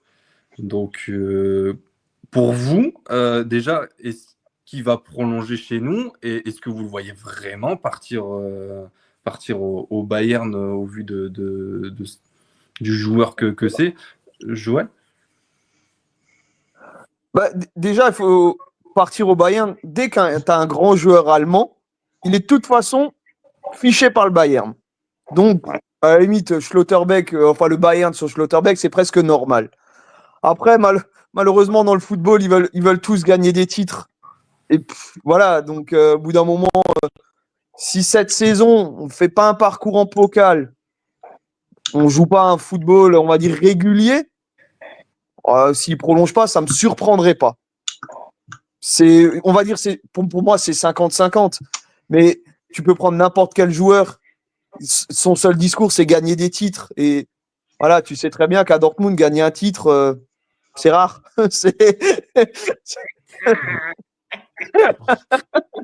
Ouais, c'est compliqué, on le sait. Voilà, on le sait donc tous.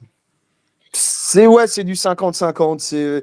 Il part, ça m'étonne pas, il reste, tant mieux, parce que c'est un super joueur. Mais voilà, c'est. Donc, j'ai Mathéo qui s'est offensé quand je lui ai dit que dans la presse, on disait tout et n'importe quoi. Il a dit quoi, n'importe quoi dans la presse? Jamais. Après, le souci, c'est que comme par hasard, ça sort encore une fois avant un match contre le Bayern. Et on le connaît. Et Pat l'a dit aussi en direct. Et ça faisait plaisir aussi qu'ils le disent.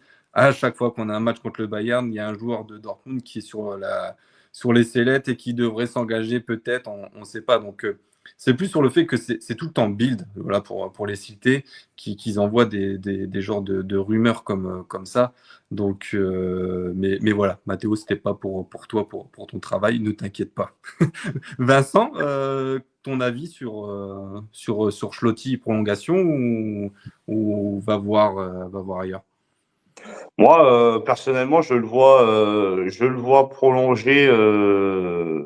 Allez, à 80%, il prolonge. Voilà. Bon, déjà, de mon point de vue personnel, je le prolonge à 100%. Ça, c'est clair. Je pense qu'il n'y a pas vraiment besoin d'expliquer pourquoi. Après, maintenant, je le sens quand même heureux dans notre club. Il le dit lui-même. Maintenant, s'il doit pas prolonger, je le vois pas vraiment aller au Bayern. Moi, je le vois plus aller en première ligue. À mon avis, Franck, il n'est pas tout d'accord avec toi. Au vu de... Franck, il voit. Qu'est-ce que tu vois, Franck? Non, moi, je le vois en première ligue, moi. Ouais, vas-y, Franck, ouais, pardon, Vincent. Ouais. Moi, je le vois au Bayern. Ah, ok. Tu le vois au Bayern. Ouh. Oui. Alors, celle-là, en plus, il frise au bon moment, quoi, en plus. C'était extraordinaire. Merci pour ce moment. Mais moi, tu le vois au Bayern, toi, quand même, Schlotti.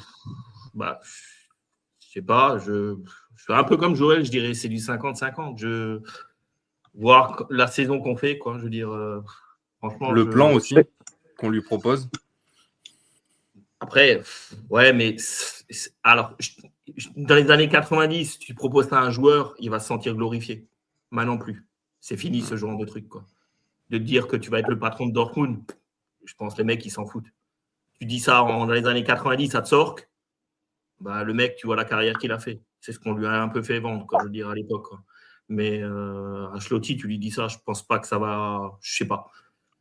Je me trompe peut-être, je l'espère, quoi, parce que j'adore ce joueur. Je pense que c'est encore un des seuls qui est pour moi hors, un peu norme, je veux dire. Moi, je vous dis toujours, le dernier grand joueur que j'ai vu partir, c'est Mats. Et j'espère s'il reste, ça veut dire peut-être que pour moi, il deviendra un grand joueur du Borussia Dortmund, Schlotti. Mais est-ce qu'il va penser devenir un grand joueur du Borussia Dortmund ou il veut devenir un grand joueur tout court? C'est ça. Faudra... Il y a Matteo qui dit et au Real.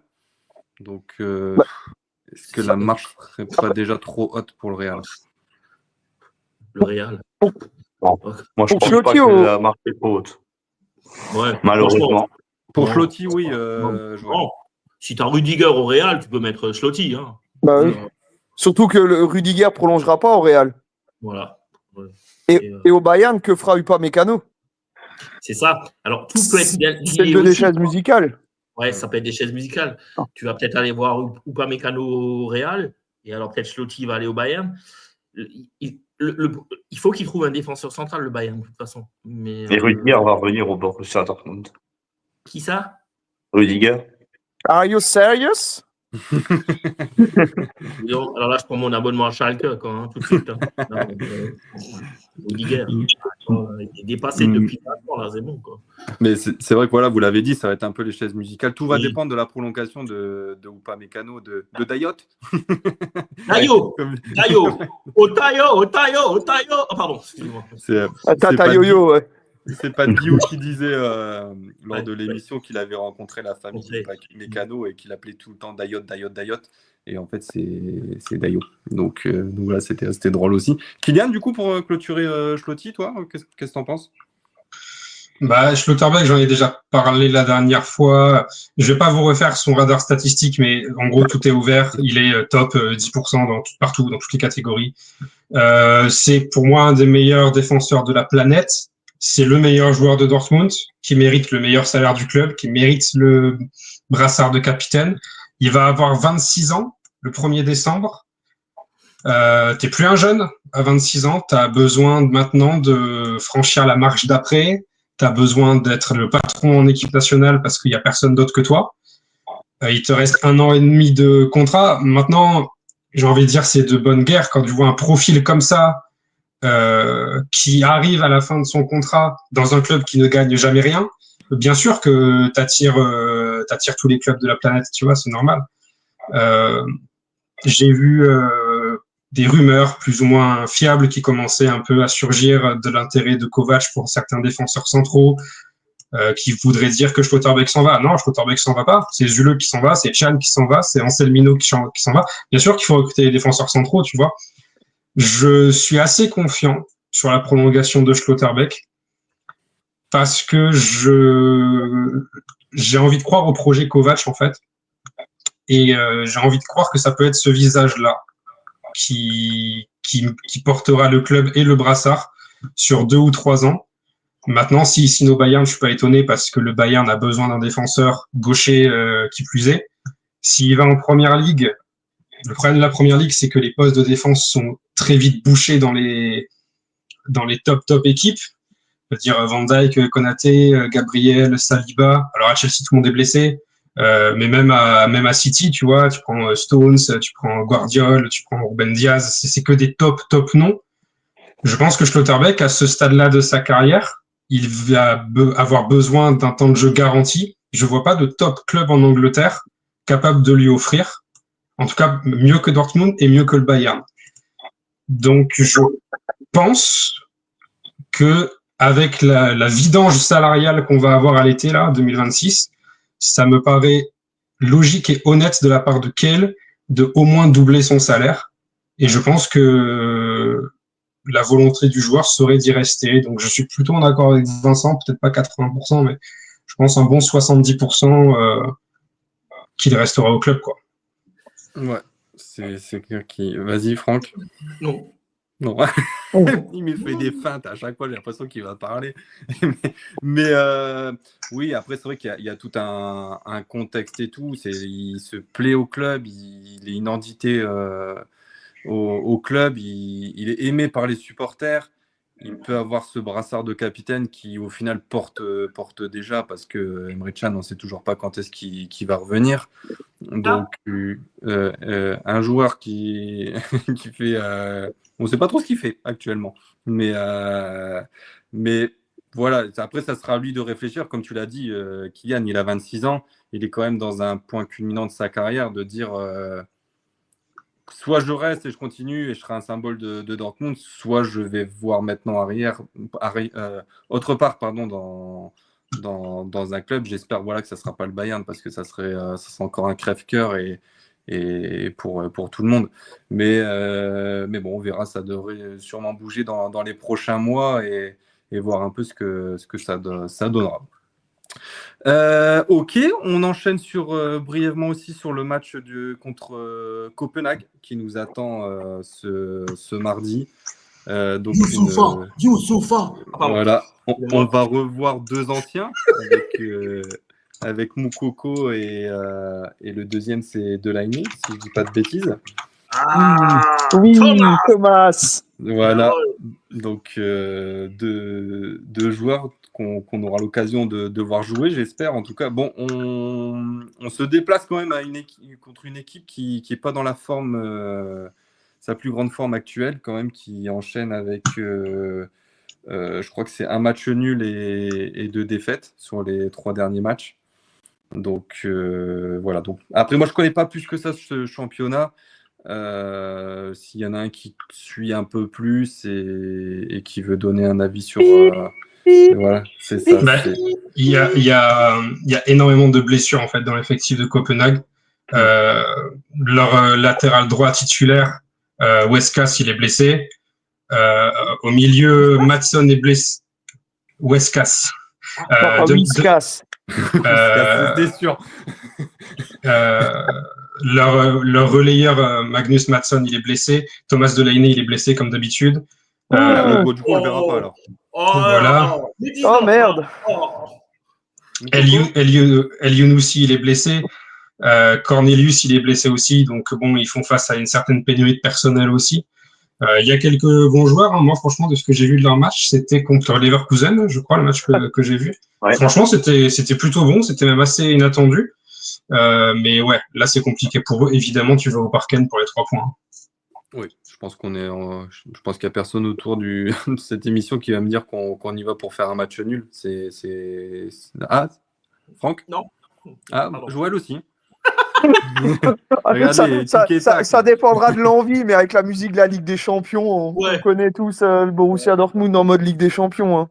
C'est ça. Voilà, non, on va gagner. Au niveau de l'équipe et du jeu des deux, normalement, voilà, Dortmund est largement au-dessus de cette équipe et doit s'imposer. Après, voilà, ça reste toujours un match, c'est 90 minutes, tout est possible.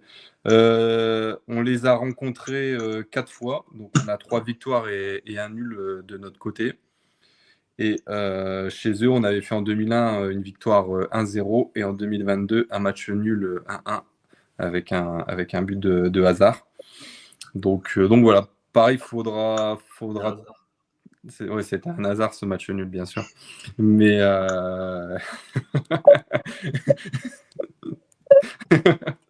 Ah non, mais il y en a. Je vais me regarder le replay, il y en a une paire quand même, entre les balles perdues plus les blagues de Franck. Donc, par contre, grosse ambiance qu'il va falloir s'attendre chez eux parce que les ultras sont assez bouillants. On sait que nous, les ultras de Dortmund, ne seront pas présents sur place. Voilà, donc ça sera sûrement une ambiance à voir et à écouter. Et il faudra donner, tout donner sur le terrain parce que le 12e homme sera présent sur place. Est-ce que quelqu'un veut rajouter quelque chose sur la confrontation Tu vois, Copenhague, cet été, ils ont perdu Victor Froholt. Dortmund l'avait sur les tablettes, il a fini par partir à Porto. Un top prospect qui est parti pour 20 millions. Ils ont perdu aussi Ronny Bardghji, qui marche plutôt pas mal avec le Barça pour remplacer Yamal blessé. Mais le bon point, c'est qu'ils n'ont pas fait un recrutement fou déjà. Je veux dire, Moukoko, c'est le top investissement quoi, à leur échelle. Mais tu vois, El Younousi qui est blessé, c'est leur meilleur buteur et leur meilleur passeur en même temps depuis le début de la saison. Quoi. Et d'ailleurs, leur latéral droit, Wescas, il est aussi à 4 passes décisives, c'est le deuxième meilleur passeur. Donc, ouais, j'ai tendance à dire que les hommes clés sont pas là, qu'il y a beaucoup d'inexpérience. Donc, a priori, le match le plus facile de la campagne jusque-là, quoi. Oui, de toute façon, on l'avait dit un peu que contre eux, contre Bordeaux et Villarreal, c'était des 3 points impérativement si tu voulais espérer quelque chose en Ligue des Champions et passer au prochain tour. Donc, mais après, ça sera bon. Voilà, faudra tout donner, faudra pas jouer à la coucoule tranquille et voilà. Donc, pour juste faire, il y aura Luc du coup demain à 21h. Donc Luc, on le connaît parce que c'est un fan aussi de Dortmund, mais qui suit aussi le côté championnat danois et fan de Copenhague. Donc il gère le. Je sais pas. Je l'attendais. Oui, ok, j'ai compris la ref maintenant par rapport à Luc. Oh non. Mais voilà, il viendra nous le présenter et il gère aussi le compte sur Twitter Copenhague FR. Donc on aura un peu plus d'infos sur le club. Joël, c'est ton heure. Quand je vois la tête à Franck, la tronche de mon heure, Président.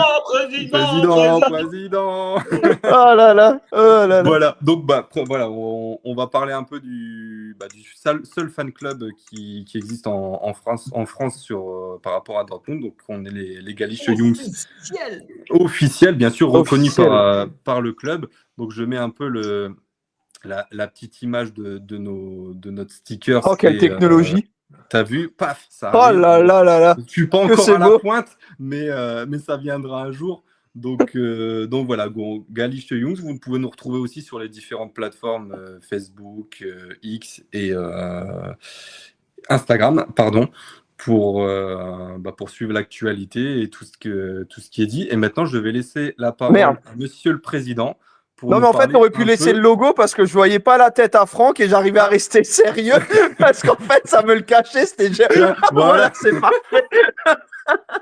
Attends, peut-être je peux même le réduire. Non, je sais pas faire, c'est trop compliqué. Je mettais que sur sa tête. Mais ouais, merci parce que si je te vois ma couille, ça va pas le faire. Voilà, bon, je te laisse la parole pour nous expliquer un peu qui est ce fan club, le projet qui est mis en place, et puis on complétera en fonction avec. J'aurais dû préparer un speech, merde. Non, mais déjà, c'est comme je l'ai très très souvent dit d'ailleurs. Je vais pas me tirer la couverture sur moi, mais on va d'abord remercier Quentin, qui est à l'origine en fait du projet. C'est lui qui a fait toutes les démarches déjà auprès du B4B pour qu'on soit reconnu comme fan club officiel. Pour ceux qui sont déjà allés au Westfalen, on a notre plaque sur le mur des fan clubs. Mais en fait, sans Quentin, moi président, ça n'existerait pas. Franck vice-président, ça n'existerait pas. Je pense que c'est d'abord lui qu'il faut remercier dans tout ça. Après, pour des diverses raisons, tout le monde a des choses à faire, tout le monde a une vie et ça prend énormément de temps. Quentin l'a avoué, n'a pas pu lancer le projet. Donc avec Franck, on en avait parlé quand on était allé contre Berlin, je crois, c'était qu'on voulait, qu'on devait en fait presque le reprendre parce que faire tout ça, c'est long, c'est compliqué. Et puis en fait, laisser un projet comme ça, on va dire mort dans l'œuf un petit peu, bah c'était dommage, c'était du gâchis. Surtout qu'on sait qu'on a des fans français qui ont une culture biblique, on va dire pour certains, ancestrale pour d'autres. Wikipédia. Mais oui. Et ouais, après, c'est une aventure humaine aussi. On a notre groupe WhatsApp, on fait des choses, on a fait des stickers, on est en train de faire nos pulls à l'effigie du fan club. Après, ce sera des écharpes. Et puis, c'est aussi une façon de réunir beaucoup de monde.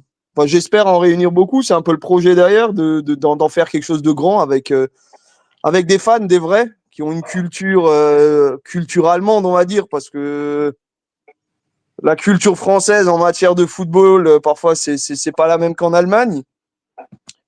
Et voilà, de pouvoir donner des rendez-vous au stade, de pouvoir organiser des choses comme des déplacements. Bah voilà, Maxime a déjà eu la chance de venir avec nous, de savoir qu'un déplacement avec nous, en général, ça s'oublie pas.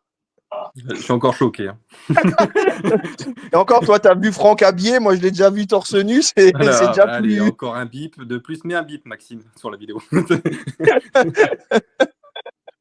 Mais voilà, c'est de pouvoir créer des choses avec des gens, comme je l'ai écrit, on a des gens qui sont passionnés. Déjà, c'est, je pense, la première chose, des gens investis.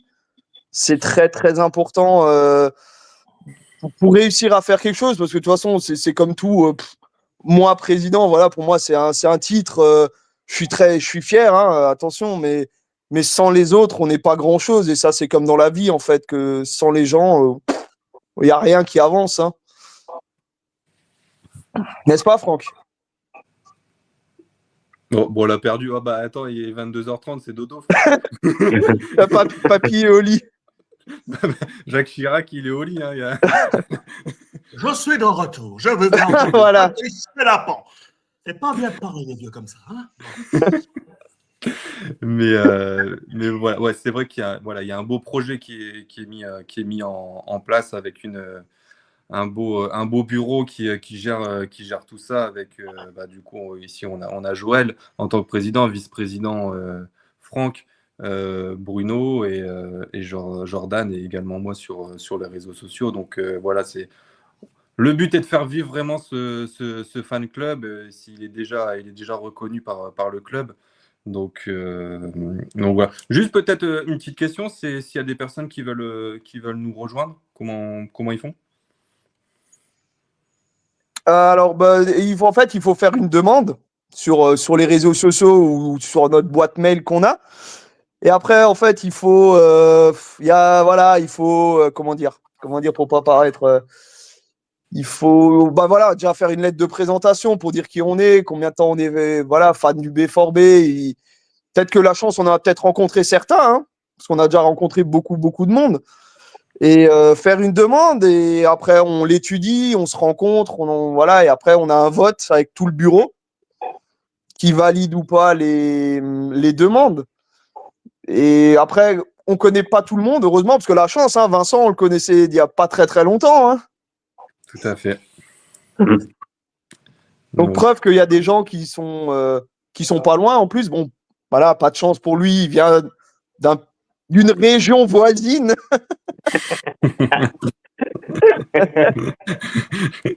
Mais voilà, d'avoir des gens. T'es gentil, ton voisin. On accueille tout le monde sauf les Lorrains. C'est pas dans les statuts, faut les modifier. Écris à Bruno. Mais ouais, voilà, de la chance de pouvoir rencontrer des gens. On en rencontre quand on va au stade, voilà, des Allemands, des Suisses, des Belges. On rencontre plein de gens et on espère encore en rencontrer plein d'autres. Hein, les Béninois. Les Béninois. Tu veux rencontrer Cédric? On l'a vu dernièrement, ouais. On l'a vu contre Leipzig. J'ai oublié de te le dire. Oh ouais, on l'avait vu, c'est vrai. Ouais. Ouais. Donc voilà, il suffit juste de faire la demande, tout sera étudié, voilà, traité. Il y a pas, voilà, On a d'ailleurs eu une demande il n'y a pas longtemps. On a de la chance, c'est un journaliste des DNA, donc qui est notre journal à nous local. Et voilà, on va l'étudier s'il y a une suite de sa part aussi. Tout à fait. C'est vrai que voilà, le fan club, pour être clair, il est ouvert à tout le monde. Je veux dire, on n'est pas là à dire oh, bah non, tu peux pas si tu rentres pas dans les cases par rapport à ça. Mais voilà, après, il faut quand même des gens investis qu'on voit au stade, qu'on rencontre et pas de dire bon bah voilà, je fais partie d'un fan club, c'est cool, mais on vous voit jamais. Donc voilà, le mot, je pense, c'est investissement et présence. Présence dans des matchs. Alors pareil, on ne demande pas de faire une saison complète. Des personnes, moi, qui suis dans le sud de la France, je ne peux pas monter tous les week-ends. Si je peux monter 3-4 fois déjà dans l'année, c'est déjà pas mal. Donc voilà. Donc, je pense que c'est un peu le tour. Tu vas rajouter quelque chose, Joël? Non, moi j'ai fait le tour. Peut-être que Franck, en tant que vice-président, oui, qui parle un peu. sans dire une connerie. Voilà. Sérieusement, voilà. Non, je pense que Joël a tout dit. On ne demande pas non plus aux gens de faire, comme dit, 36 millions de matchs au Westfalen. C'est pas le but. C'est d'avoir une culture, une passion, un amour pour ce club. Parce que c'est un club qui est vraiment bien spécial. Si on est là ce soir, tous les 5, c'est bien pour une raison. Et je pense que l'aventure BVB, elle a commencé en 89. Elle est belle, elle est immense. On galère tous dans nos vies, dans nos boulots. Et on sait, pour tout le monde, en tout cas pour moi, mais je suis sûr pour beaucoup d'entre vous, c'est une bouteille d'oxygène. Donc, on veut intégrer un maximum de gens qui a envie de partager cette passion, d'écouter Jacques Chirac pendant des heures, de m'entendre sur plein de statistiques joueurs. Sur des quiz. Ouais, sur des quiz que j'ai pas le droit de faire, bien sûr. Je sais pas pourquoi, mais bon, voilà. Mais on est prêt à intégrer des gens, mais vraiment, que ce soit des passionnés, on va pas vouloir en faire une quantité, mais on veut de la qualité. Parce que dans la qualité, on va se retrouver tous, je pense, et on passera des beaux moments comme on en passe. On en a passé contre Leipzig, on en passe avec Joël, je veux dire qu'on a fait Union, il a fait Munich. Chaque match, c'est vraiment une expérience inoubliable et c'est une aventure humaine, quoi. Et je dis toujours, et je le répète, le BVB, c'est plus que du foot. Et c'est pour ça que ce club est formidable, parce qu'on arrive à réunir tellement de gens. Et Dortmund, c'est ce qui est bien, c'est à l'envers de Munich. Quand vous allez à Munich, ces gens sont spectateurs, mais ils ne sont pas fans et passionnés du club. Ils en ont, mais quand vous allez à Dortmund, il y en a beaucoup. Et les gens qui sont réunis aujourd'hui sur ce space et que nous, on voit souvent, c'est des gens qui sont passionnés, qui sont fans de ce club, quoi, et qui en parlent avec amour, avec envie. Et c'est ce qu'on recherche, quoi, je veux dire, quoi. C'est pouvoir partager autour d'une table sur notre beau club, quoi, parce qu'on a vraiment un beau club et on a des gens qui... Et voilà. Voilà, il a trop Il parlé. a fait un AVC. Voilà. Putain. Putain, je peux enlever une table au roast beef. C'est ça.